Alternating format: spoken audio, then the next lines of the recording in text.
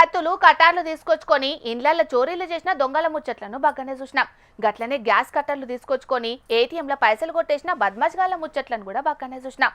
ఇంకా షెడ్డీ గ్యాంగు ముసుగు దొంగలని గిట్ల తీరొక్క దొంగల ముచ్చట్లెన్నో చెప్పుకున్నాం. గానీ ఇప్పుడు చెప్పుకోబోయే వార్త చూస్తేనైతే మీరందరూ నోరెళ్ళ వెట్టుడు పక్కనోళ్ళ.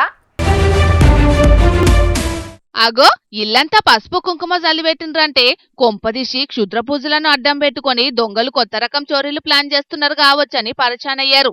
చోరీలు చేసేది పాత పద్ధతిలోనే.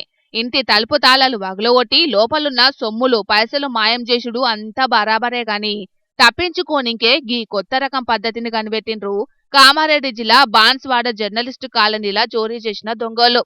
ఏసిన తాళం వేసినట్టే ఉన్నది గాని గొల్లాన్ని ఊడబీకి లోపలికి సొచ్చిండ్రట దొంగ బద్మషిగాళ్ళు.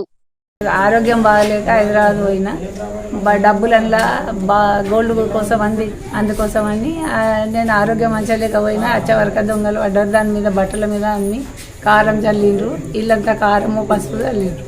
ఇంకేంటి పానం మంచిగా లేక ఇంటోళ్ళు పట్నం పోయే వరకు దొంగలు చోరికి ప్లాన్ చేసిండ్రు. గిట్లా ఇంట్లున్న సామాన్లు బట్టలని దేవులాడి గీమె బంగారం కొందామని దాచుకున్న 2,50,000 రూపాయలను మాయం చేసిండ్రట.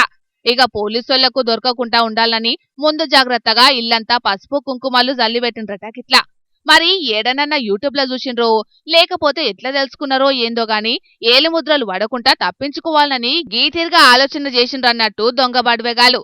ఇక ఇది చూసి ఇంటోళ్ళు సుతం మస్తు పరేషానైనరట.